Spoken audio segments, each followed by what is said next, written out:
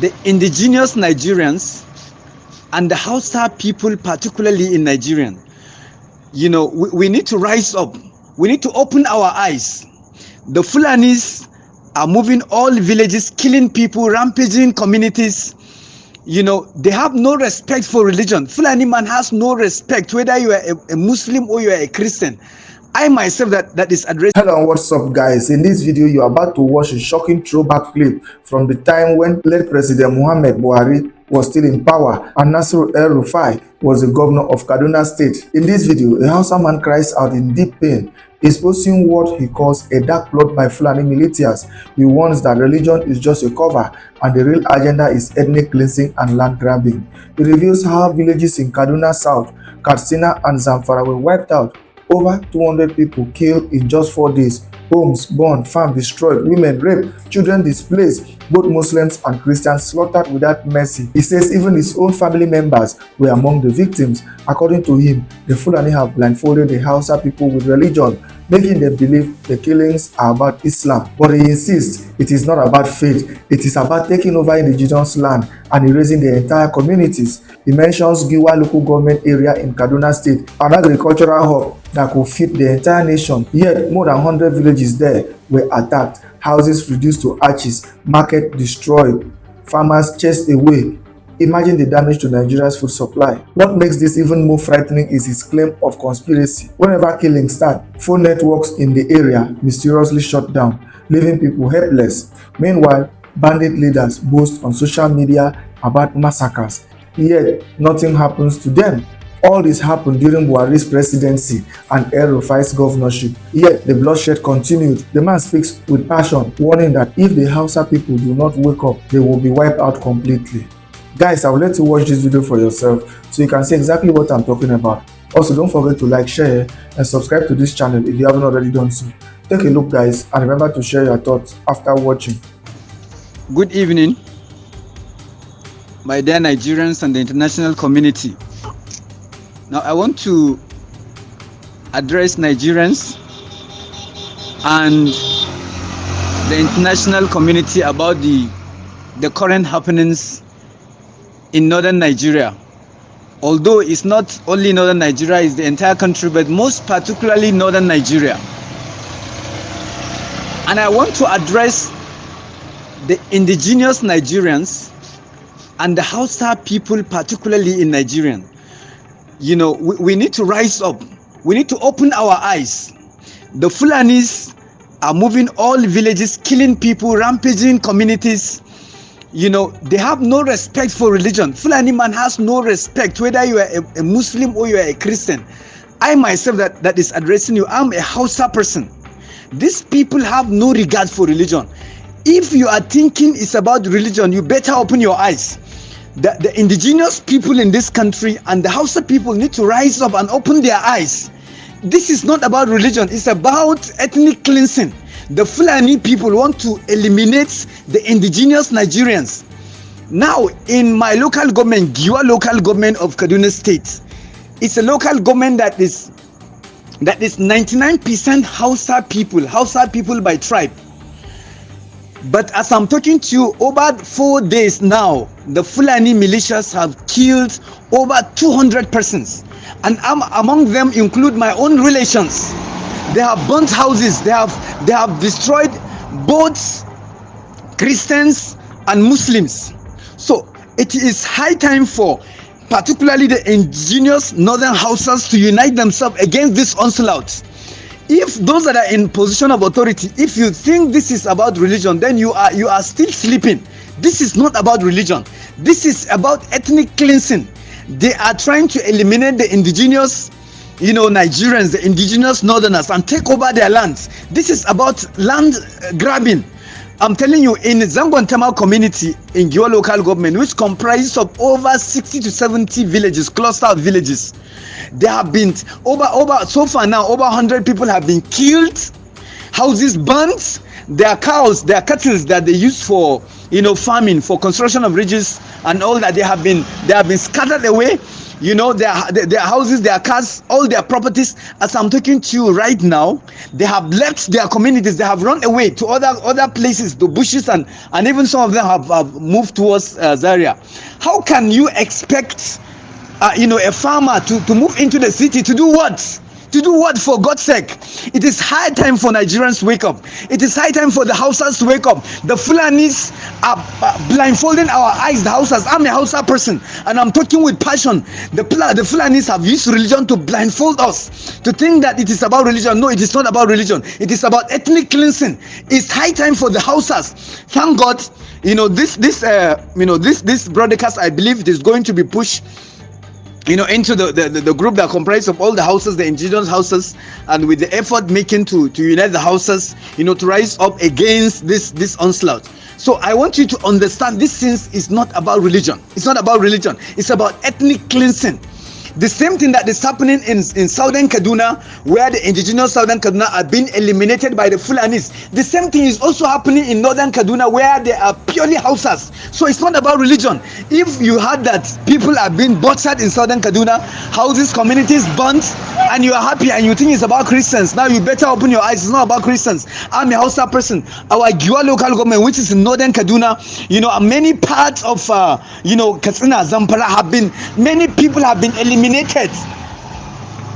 I want you to know right now, as I'm talking to you, Tsawon Mayo community and Kaya, there are villages, over 100 villages in that axis. It belongs to the western part of Gio local government. Of course, just to mention, about a few months ago, the house of the person representing us at the state level now, the State House of Assembly, was killed by the bandits. So, and this man too is a Hausa person, is a Muslim. So it's not about religion. I want you to understand that this thing is not about religion. It's about ethnic cleansing. Right now, as I'm talking right now, this evening, they have started operation from about 5 p.m. up to this time that I'm talking to you right now. The Fulani militias are still there operating, killing people, burning houses, raping our women, kidnapping those that they can kidnap. This enough is enough. This is not just kidnapping, it's even more than kidnapping. This is an invasion. Now I want you to know that Giwa local government is one of the major agricultural community in Nigeria. Giwa alone can feed the entire Nigeria. Now Giwa market, for instance, Giwa grain market is one of the largest grain market in Nigeria. So if the inhabitants of Giwa local government are chased away by the bandits, now that will have multiply effect. That will have negative consequences, not just on the livelihood of the people, the inhabitants of Giwa local government, but the entire economy of Kaduna State and the entire economy of Nigeria. Farmers are living, are running. Farmers are coming to the city. What will they come to the city and do? What will they eat? So it's high time for those in authority. Now, if you are hearing me and you are in authority, you have a say, and you keep quiet because you don't want to die, you will eventually die. You will eventually die, whether you like it, whether you like it or not. The governorship aspirant, from Katsina, that was killed by the bandits some couple of months ago on his way from, Katsina to Abuja, to Abuja on the Kaduna-Abuja road. Did he knew that he was going to be killed? So if you think you are in position and you don't want to talk so that you will not be killed, you will still be killed. We that have chosen to come out and talk, we will still be alive. I know there is no devil in heaven and on earth that can eliminate my life. So if you will come out and talk, and get what is supposed to be done, it's better for you to rise up and talk. I've spoken to many military, those in the military sector. They have complained to me of a lot of logistic issues which is affecting their operations. All this is not worth it, and I want to assure you that this is a conspiracy. This is a serious conspiracy. Why? Because on the 24th of March, which is on Thursday, that the kidnappers started this operation, the network of the entire axis of western part of Giwa, that is on the Mayo, ceased. So they couldn't even call for help at the right time because the network has ceased. So what does that mean? That means it's a conspiracy.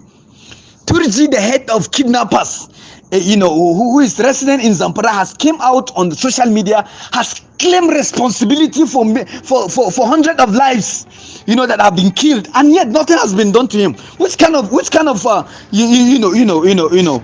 governless country are we in? Life in Nigeria, in northern Nigeria particularly, most especially in Giwa local government, is becoming poor, brutish, nasty and short. Life is becoming uncertain. Which kind of situation is this? I am calling on well-meaning individuals who can speak, whose voice can be heard, to rise up and speak against this evil. This is evil, and this evil will consume everyone eventually if we keep quiet. If you think you are in the city, if you think where you are is saved, and therefore you will keep quiet, I'm telling you, a time will come, even those in the city will not be spared. You know, about some months ago, you know, Zaria, which is a city, the second largest city in Kaduna State after the main, Kaduna city, has experienced a lot of, kidnappers attempts and all that. So don't say you are in the city and you will keep quiet. And even if you think you are saved, what about your relations? What about your relations that are in the villages? So let's come out and talk against this evil, and not just talk, but act against this evil. Those that have access to... The Fulanis are hiding under Islam. They are confusing our people, especially the Hausas. They are confusing our people. All the imams in Nigeria, especially the northern part of Nigeria, all of them are Fulanis. They are confusing our people because they don't want us to think for ourselves. They always want us, anything they tell us, whether good or bad, we should just follow them. This thing, it has to come to an end. Gaskiya. So Hausa people, please and please, my people, you have to differentiate between religion and culture and language. We have to differentiate that, because we mix everything together. We mix Islam, we mix everything, we mix religion, not matter of Islam, because they even put hate on us. Anybody that is not Muslim, we should not like him, especially the people that are Christian or any religion that are Hausas. They call us Mabuzawa, non-religionists, and it's a lie. It's a propaganda, because they want to rule us every day. We are like a slave to them. It's not that enough. Now they are killing our people each and every day. They are killing our people each and every day, and their people are not talking. Minister, everything has to do with politics. They are the one. Katsina is Hausa land. The people that are doing governor, like the one I know since I grew up, all of them are Fulanis. The 4 governors are Fulanis. Why? Kano is only one Hausa. All of them are Fulani. Even vice governor is Fulani. People were killed. We will not run away from our land. Even if they come tonight after us, we are killed, there will still be some people who will talk, and there will be young who will rise again. And so we ask that the government of Kaduna State and the government of Federal Republic of Nigeria, they should do the needful. They know what they should do to stop this evil. They know it.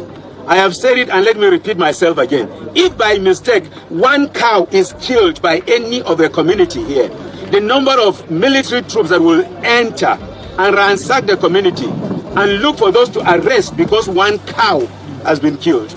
And now we have 33 corpses and a young boy of less than 5 years who has been beheaded. What has that young boy done?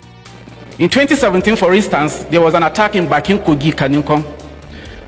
And Channels TV, I'll mention names, said 7 houses were burnt and 4 people were killed. I left Port Harcourt to southern Kaduna. I counted 150 houses, and I saw a mass grave containing 21 persons.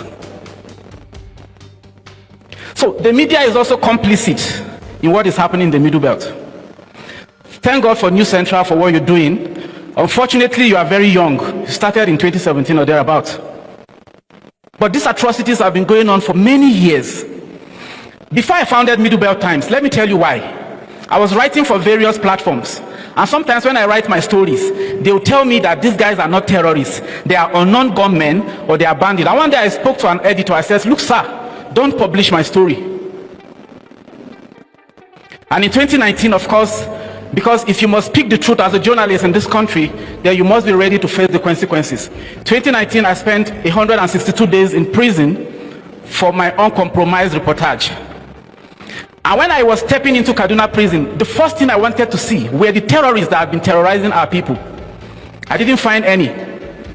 The few I found, including the ones who killed the Agwam Adara in 2018, they were looking better than me that was coming from outside in the prison.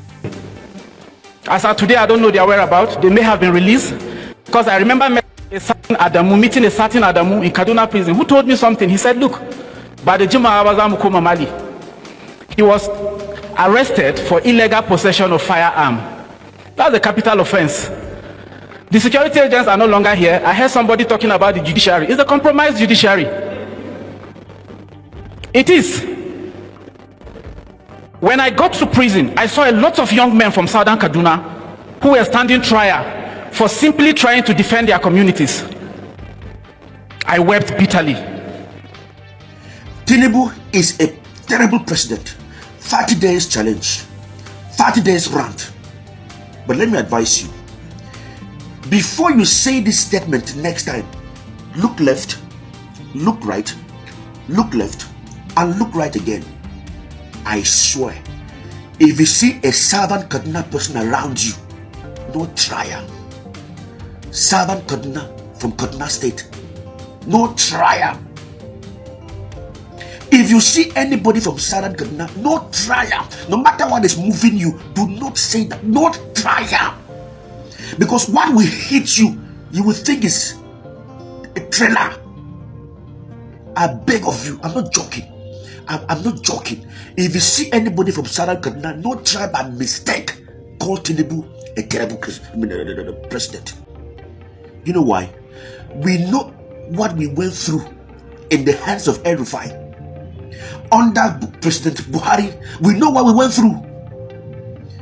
Our people were like, they were killed. For the first time, I feel like a human being. I feel like a human. I feel like I have a right to be in existence. Do you understand what I'm saying? No trial. We know what we went through. At the point, if I even said we paid them or to stop killing them, we paid them. We have already paid the bandit or whatever name we gave them. I don't know why they are still killing them. And today, apart from the numerous appointments that this guy has given us, who cares about appointment itself? Who cares about infrastructure? I'm not saying it's not important, but you see the security. You see the fact that you can sleep with your two eyes closed, and this guy has made that possible for us. No try call this man terrible president. Where's Sarah Kaduna personally? I know you call this sentiment, yes. I know you say this is why Nigeria cannot make any progress. See, please allow us to celebrate this. Allow us to celebrate this peace. The fact that our people are not being killed like flies. Allow us, give us some rest. Give us some rest. Give us some rest. So, again, before you call him terrible president, look left, look right, look left, look right again. If you see anybody from Southern Kaduna, ask. Else, you will think it's a dream with a dream.